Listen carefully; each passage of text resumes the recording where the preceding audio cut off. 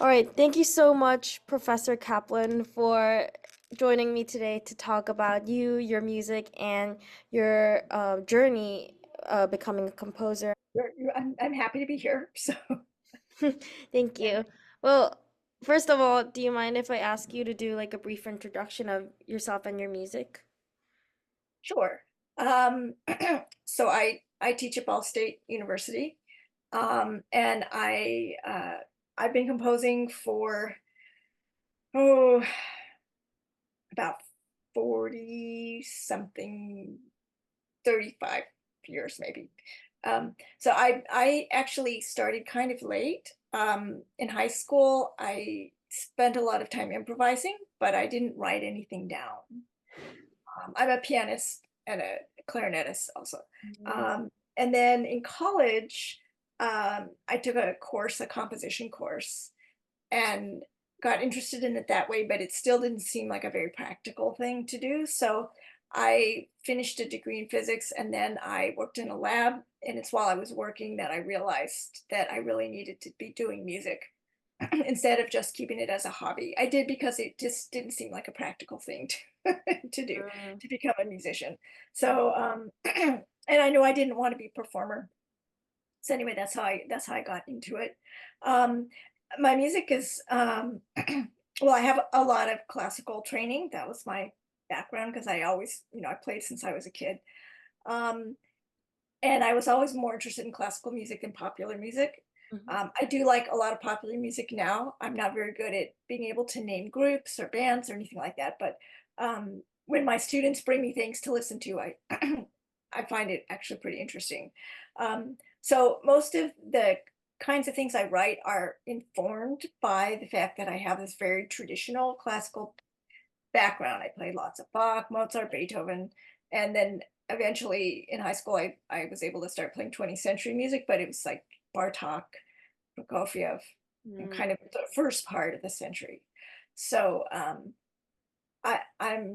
very interested in time and gesture and kind of expectation for when gestures happen and what gestures follow other gestures. And I try to do things that are, at least I think, are unexpected, but it's still all going to be informed by this sort of more traditional classical background, just because it's such a part of me. So Oh, great. That's so interesting. And can you tell me, put that into a little bit of context with a piece that you've created? So, talk about like the process. Could you tell me a bit about the process and your inspirations and like that?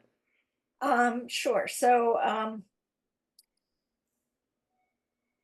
all right, let me think about one piece I have that's it's for Pierrot ensemble, so flute, oboe, flute, clarinet, violoncello, piano, Mm. percussion.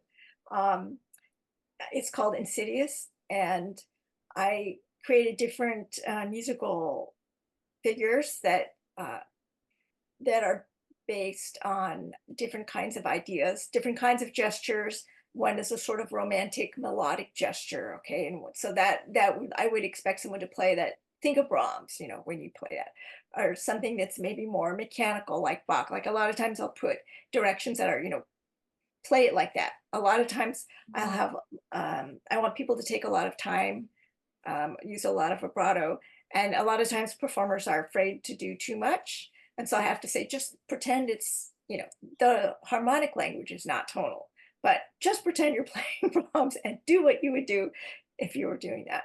So Mm. a lot of the gestures are sort of based on things like that, even if the harmony is not. Um, and the timing isn't always. Yeah, the timing is generally a fairly complex rhythm, but I don't want it to sound mechanical.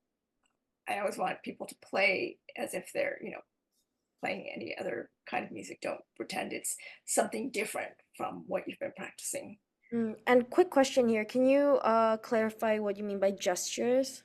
Sure, a gesture would be like maybe something that moves up very quickly or is very mechanical in the same rhythm, or something that's flowing. I think about kind of the shape that like a tune, might be. Or Mm. maybe I don't generally think of pitch first. Pitch always comes last. Like I might want some floating tune, and then I'll sort of think about the kind of mood I want, and that's what I kind of mean by gesture, and then I'll come up with pitch last, or Mhm. the kind of rhythm that I want. Um, and pitch is always the last thing that I come up with. And how did you come up with this particular style of yours? I know you were working in a lab and then you started composing or you continued composing. So how did you was it difficult at beginning to get into composing and finding your own style or what was that like? Um, I don't know. I think when I first started writing, my uh, frame of reference was probably like Stravinsky, Bartok. That was probably the newest music that I knew at the time. Hmm. So, and then eventually I started learning more contemporary music, and I found that very interesting. And so, um, I try to keep abreast of everything that's going on. As many composers out there as I can. So that's mostly what I listen to now. um, just to see what different people are doing, and get ideas and things like that. Um, but my frame of reference was originally sort of those composers, and the probably the harmonic language. But they're really not that different. Um, Prokofiev isn't all that different from, say, Mozart. In terms of just there's going to be a tune, the tune's going to develop in a certain way, and that kind of thing. So my music tended to be more based on melodies at the beginning, and then sort of over time, I think I started sort of working in other directions. Just as I listened to more things, I Mm-hmm. sort of gradually changed. I'm not really sure when it happened, when I sort of people evolve over time, hopefully. You don't keep doing the same thing. Mm-hmm. So, but Yeah. but I still have tunes. I mean, I know a lot of my stuff is very tune based. So, Mm.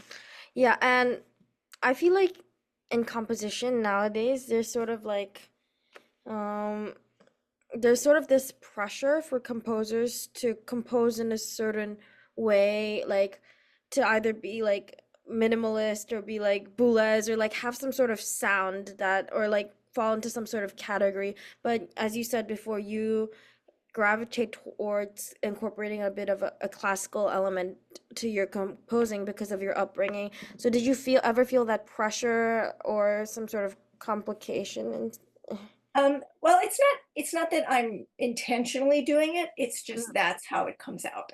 Mm, I think it just does because it's it's just something I've been part of my life for so long mhm, that that's just the way I think. Kind of like the way you speak a language. It's just whatever you heard first that it's right. That's you don't think about it. That's just what you do. So I think where I've never had any desire to write minimalist music. I like minimalist music. Not every piece, of course. And I like some composers better than others, but I've never really had any desire to do that. Um, and I do like bluegrass a lot, and that I know what you mean by that kind of more well, my music is atonal, but, mhm, it's not tonal, but I do have tonal I guess I should say I use tonal centers. So, I'm always thinking hearing where pitch is going, but it's not traditionally tonal, mhm, there might be a triad, there are sometimes I have triads, but they're just there because they work, not because I'm writing a tonal, traditionally tonal piece. mhm, But I do think about pitch centers, I guess. mhm. Um, and that probably comes from hearing a lot of Bartok and Stravinsky. They of course have pitch centers. Yes, yes. Mhm, Um, so I think about where pitch is going to. Um, I don't know that I felt a lot of, nobody ever pressured me to write 12-tone music, say, which people really aren't doing that now. But when I was in graduate school, it was kind of on the way out. But some people were still doing that, but nobody ever pressured me to write in any particular way. mm.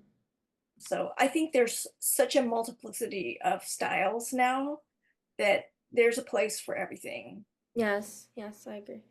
And So, to talk a little bit about your work, so where do you get initial inspiration behind your pieces? oh, all kinds of places. A lot of my pieces are based on sort of environmental things or social justice kinds of things. I have a piano duo that's based on sort of environmental justice, and the two pianists is that the two pianists are sort of pitted against each other, um, and sometimes just because climate change is such a big thing, I have a lot of pieces that are sort of based on that. Um, but a piece that I'm working on now, a saxophone quartet, is actually based on a piece of digital art that I haven't seen it yet. I've seen little clips on YouTube. I haven't seen the actual artwork, which it's in Chicago, and actually hoping to go this summer. We haven't gone to Chicago. It's about a 4 hour drive from here. It's not that big of a deal, but um, and it's called, I think it's called Ever Blooming Life Gold, something like that. And I can't tell how big it is, but I think it's like at the size of a big painting. And it's it's a bunch of flowers, and it's constantly changing, and it never repeats itself. So it looks like the flowers are sort of breaking up into little pieces and then sort of reforming in new ways. Um, and I can't tell how much it changes over time, whether it's always coming back to these same, it's never identical, but same kinds of things, or become something different because there's only like a 30-second clip of on the internet. But so I took that idea um, and used that to create movements where each movement starts with one kind of technique and ends with a different one. And then the next movement picks up where that one left off and goes. So it's this constant transformation. So sometimes I'll get ideas from other works of art as well. So I've thought about, maybe using, nature is such a great inspiration, but it's never actually worked for me. Mm. It's usually ended up being social kinds of things, or yeah, that or visual art Mm. tend to be. And you're interested about textures, right? So, and textures and time and things like that. So, when you see a certain artwork or like an issue, like a social issue, how do you translate that into texture and time? Um, I don't know if it's so much. I think when I'm thinking about time and texture, that once I'm working with the materials of the piece, Hmm. then the idea is only sort of there as in a sort of formal sense or sort of the big arc. But once Mm. I'm working with the materials, then that kind of stops being the thing that drives things forward and the more local level. And then it's a matter of listening to it. Then it becomes more about, okay, I want to hear this thing.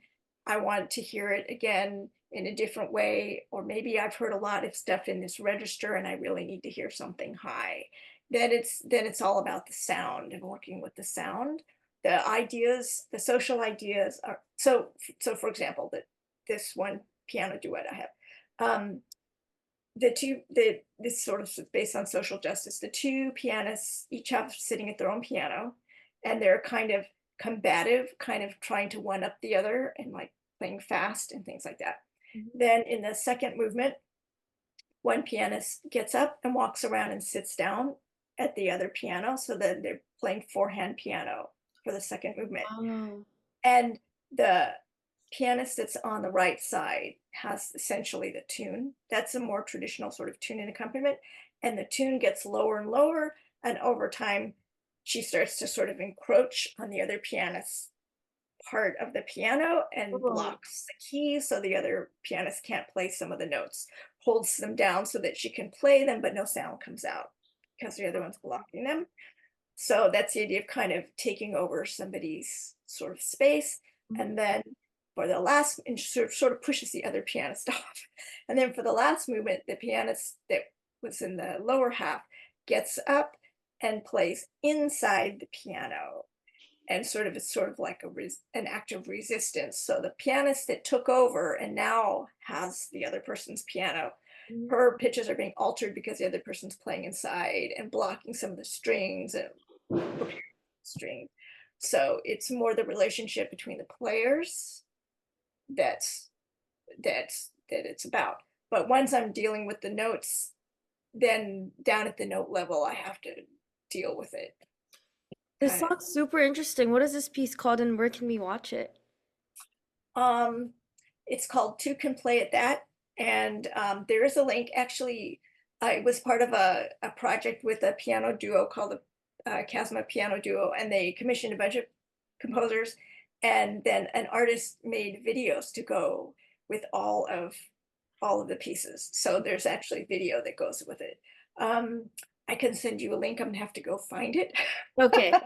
It should be on my website, but we didn't get my website updated yet, so I'm gonna have to go find a link and then I can send it to you. The video Yes, is please. very, very cool. Yes. So um anyway, yeah. So Yes, I'll so link that it with this interview. That sounds super interesting. And I'm also curious, do you feel like your degree in physics actually influenced your composition in any way? I get asked that a lot. I'm not sure that it did in the end.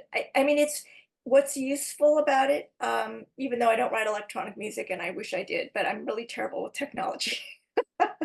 The math is fine. It's the tech, it's getting the electronics to work. That's always where I'm not, that's not my strong point.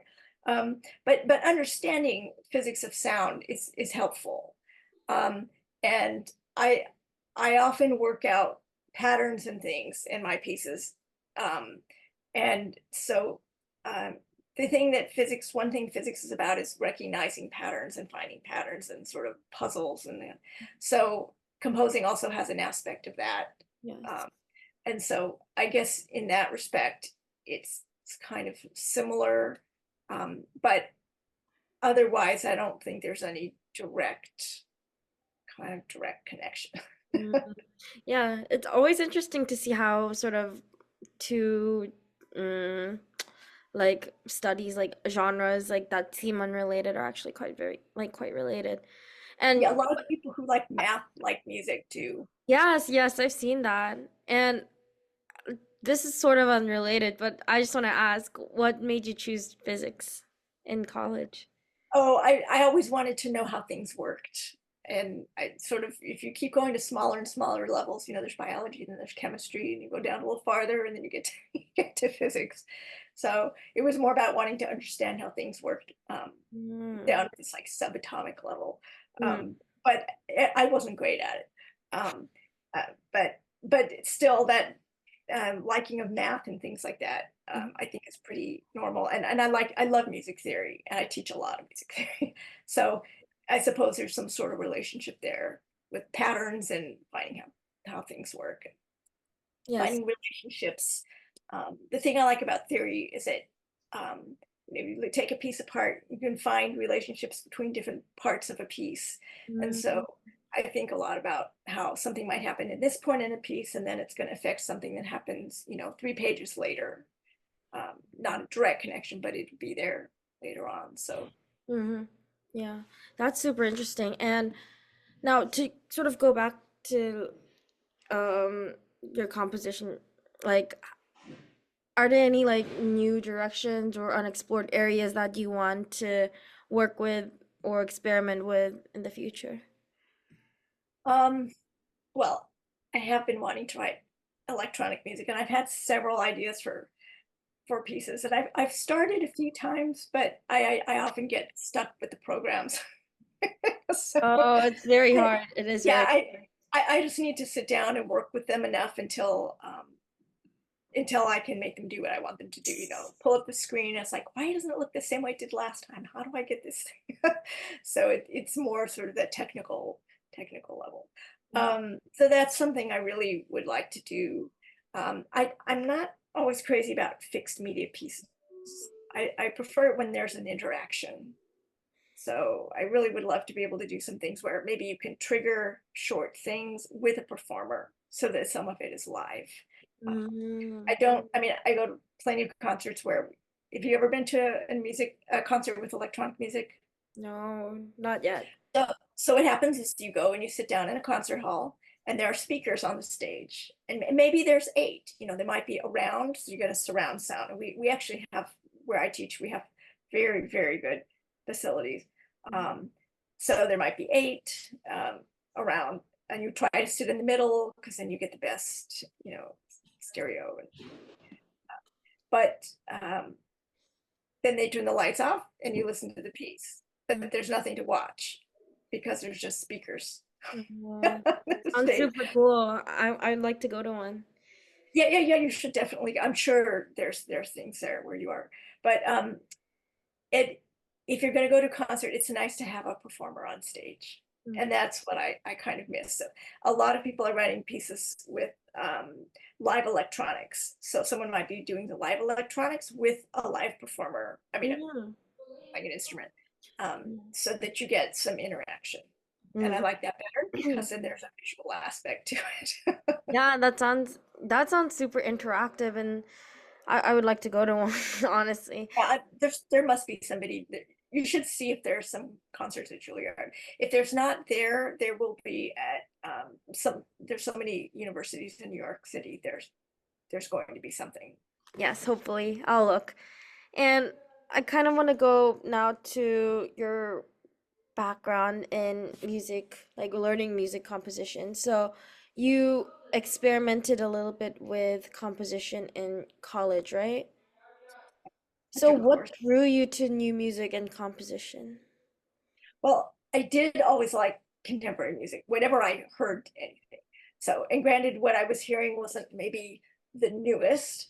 So I think probably my first exposure was probably in high school. And again, it was Stravinsky and Bartok, and my piano teacher had us playing things. But my piano teacher was also friends with Ernst Krenek. I don't know if you've heard of him. He's a 12 tone composer. I mean, he was like in his 80s, I think, when what was I in high school? The late 1970s. So, but my piano teacher was friends with him, so she had us playing pieces of his. And so he had uh, a book of 12 tone pieces that were not terribly difficult. So I learned some 12 tone pieces when I was in high school, and I really liked them. And that's when I also started doing a lot of improvisation with another friend of mine, pianist friend of mine. She had two pianos in her living room, so we'd sometimes get together and do that. Wow. And then in college, I took this class called composition and performance, or something like that. And so we did some improv, and we also did some composing. Um, it was also a lot more experimental, and I wasn't sure I wanted to do that. So even though I did take that class, I didn't really do much after that, but I did play in a new music ensemble. One of the grad students had started a new music ensemble, so I played in that, and I really liked doing that. Um, but I didn't see myself writing really experimental music, and I didn't know that there was a lot going on that wasn't experimental. So then after I graduated, I decided, I got a job in the lab, and then I thought, I really missed doing music. So I found a teacher actually in the Juilliard pre-college program. Oh, wow. I'm sure he's not there anymore. um, and and then he started giving me pieces to listen to and gave me composition lessons. And so I wrote a few pieces, and then I applied to graduate school, so I had enough material to apply with. Mm. So I got there pretty fast, um, in a compressed time. Yeah, you But did. I had, because I had played instruments for so long, and I knew lots and lots of repertoire. Yes. Um, it I was able to do that quickly. And I know that when you started listening to well, you were first exposed to new music, you liked it from the start on, but I think there's many students out there who um are like they're like you, they have a traditional musical upbringing, but so when they're exposed to new music, they're uncomfortable with it. So do you have any advice on how to combat that and be more, um open-minded to experimenting and listening to new music? Yeah, that's kind of a tough one because I did always kind of like I liked it from the beginning. Oh, you know what? I should also say, when I was in high school, I think it was my senior year, I did take an AP Music History class, Mm. and they did have us listen to some things in that. I don't remember what, it was a few pieces, but I didn't really get a sense of how much there was out there. Um, so I always like trying new things, and that some of that's just going to be personality. Um, I like to be surprised. Now, that does not mean that I like every piece I listen to. There's lots of contemporary music that I used not to like that I do like now. But anything, I will say um, that there are a lot of pieces that I didn't like that I thought were boring. Mostly, it's not that the sound ever bothered me. It's just that maybe I thought they were boring. Okay, that's usually what it came down to. But over time, the more new music I learned, and the more I listened to any one individual piece, then I got to a point where um, that just wasn't the case. Mhm. So, yes, in general, I did tend to like new things, but for the things that I found boring, that was just a matter of um, listening to it more.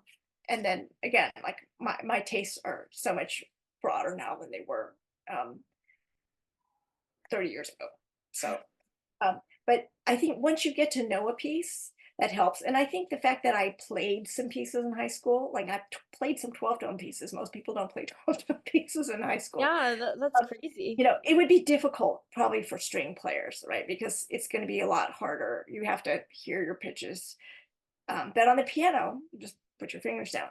Learning a piece makes a huge difference. For sure. Once you learn it, then you start to have expectations for where the pitches will go. Mhm. Mhm. And I think that is the biggest way to combat it is to or to become open-minded is to play pieces. Yeah. Honestly, I totally agree with that advice because that was the case for me as well. When I listened, I wasn't so convinced, but once I played my first contemporary piece, I was like, this is amazing. So I And completely you're agree. you're not going to like every piece, which is Yeah. fine, but you might find 5 years later you're like, wow, that's a really great piece. I used not to like that. Something like that. Mhm. Yeah, well, thank you so much for that advice. And that's all my questions. Okay. Yeah. Well, Well, I I this is really enjoyed that conversation. I learned so much, and thank you so much for your insight.